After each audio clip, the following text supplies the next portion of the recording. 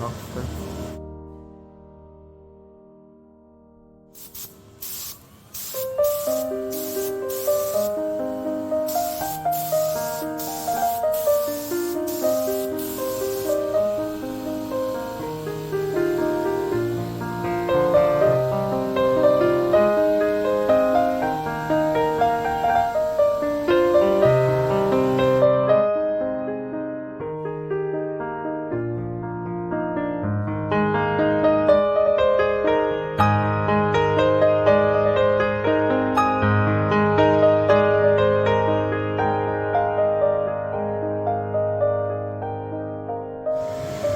可以了，磨一磨。